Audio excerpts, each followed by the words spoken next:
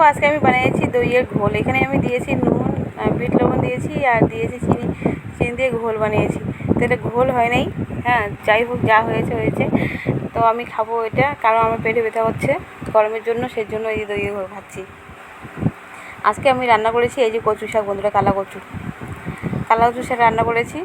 কালা কচু শাক, কালা কচু তরকারি সবারই প্রিয়, তোমাদেরও প্রিয় আমি জানি, সবারই ভালো লাগবে। এইটা হচ্ছে একদম প্রিয় কালা কচু। এটা ছোলা কচু তা না, একদম একদম মানে খাঁটি কচু যেটা হয় সেটা আমি নিয়ে আসি আমরা ওই ওদিক থেকে। তো এখানে আমি আজকে বানাবো করলা দিয়ে ডিমের রেসিপি একটা। তো এখানে আমি যে করে আমি জল বেঁধে দিয়েছি, জল গরম হয়ে গেছে। এখানে আমি ডিম, করলা, আলু দিয়ে সিদ্ধ দিচ্ছি।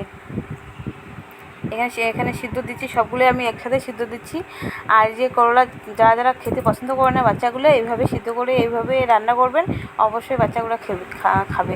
কারণ বাচ্চাদেরকে যে করলা খাওয়াটা মানে মানে খুব ভালো আর কি। তো বাচ্চারা তো সহজে করলা খেতে চাবে না, এইভাবে রান্না করে দিবেন, অবশ্যই খাবে। তো বন্ধুরা, আমি দিয়ে দিচ্ছি, সবকে দিয়ে দিলাম। দিয়ে দিলে অল্প নুন দিব, নুন দিয়ে ভালো করে সিদ্ধ করে নেব। তো বন্ধুরা দেখো সিদ্ধ করা হয়ে গেছে। আর আমি ডিমগুলোকে 2 ফালি করে নিয়েছি, আলুগুলোকে লম্বা লম্বা কেটে নিয়েছি, করলাগুলোকেও কেটে নিয়েছি। কড়াইয়ের মধ্যে দিয়েছি তেল গরম হয়ে গেছে। এবার আমি আস্তে আস্তে সব ভেজে নেব।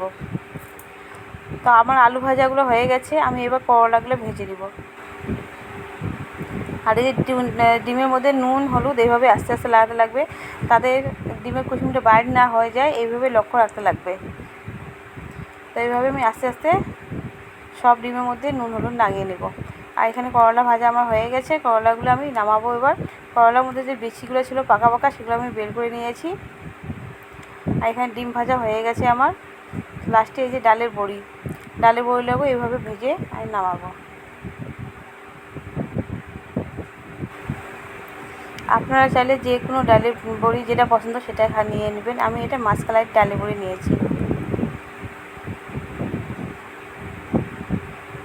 কিন্তু বন্ধুরা, যত ডালের বড়ি হোক না কেন, আগের যেমন ডালের বড়ির স্বাদ ছিল ওইরকম স্বাদ এখন নেই। এখন নাকি সবাই বলে ডুপ্লিকেট। যাই হোক, তো কড়াইয়ের মধ্যে তেল দিয়েছি, তেল গরম হয়ে গেছে, দিয়ে দিলাম কয়েকটা জিরা। তারপর এখানে আমি বড় সাইজের 2-3টে পেঁয়াজ কেটে নিয়েছি। এবার পেঁয়াজগুলো ভালো করে ভেজে নেব।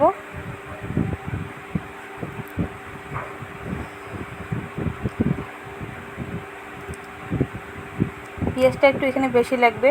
এখানে আমি বড় সাইজের 3টে পেঁয়াজ নিয়েছি। তো পেঁয়াজগুলোর মধ্যে আমি এখানে দিয়ে দিচ্ছি নুন আর হলুদ দিয়ে ভেজে নিব। নুন হলুদ দিলে পেঁয়াজটার মধ্যে তাড়াতাড়ি ভাজা হয়।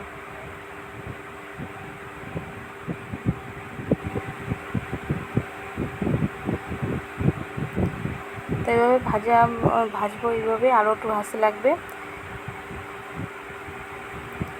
তারপর আমি এখানে দিব, বন্ধুরা দেখো, কাঁচা লঙ্কা বাটা বড় চামচ দিয়ে 1 চামচ দিয়ে দিলাম। কারণ আজকালকার কাঁচা লঙ্কার এতটা ঝাল নেই, সেই জন্য একটু বেশি করে দিলাম। আপনারা যদি ঝাল পছন্দ করেন তাহলে বেশি দিবেন, নাহলে কম দেবেন। আমি আমার অনুযায়ী দিয়েছি। এখানে দিয়ে দিচ্ছি ছোটো চামচ দিয়ে গুঁড়া লঙ্কা। তারপর আমি এখানে দিব এবার জিরা গুঁড়া।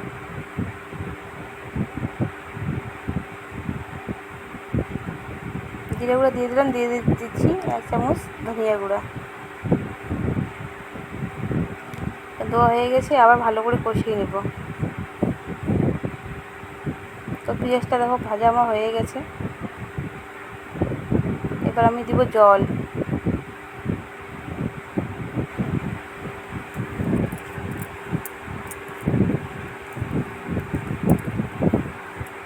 এটা আমি সাদা সাপটা করে রান্না করছি, বেশি মশলা মরিচ আমি দিব না, কারণ ভীষণ গরম। এত গরমের মধ্যে বেশি মশলা ঝাল খেলে পেটে যন্ত্রণা করছে। আর গরমে এত ঝাল খাওয়া, মশলা খাওয়া ভালো না। আমি হালকা করে রান্না করছি। তো রসটা ফুটিয়ে গেছে, দিয়ে দিলাম করলা, আলু আর ডালের বড়িগুলো একসাথে দিয়ে দিলাম। এবার এটা ফুটলে ডিমগুলো ছেড়ে দিলে হয়ে যাবে করলা দিয়ে ডিমের রেসিপি। তো দেখো ঝোলটা ফুটে গেছে, এবার আমি এর মধ্যে দিয়ে দেবো ডিমগুলো।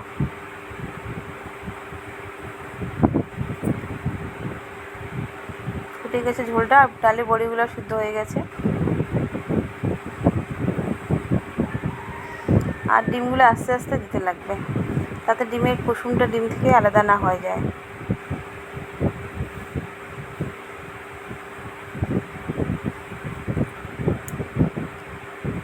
এই রেসিপিটা আমি আগেও ছেড়েছিলাম একবার রান্না করে, অনেক ভিউজ এসেছিলো।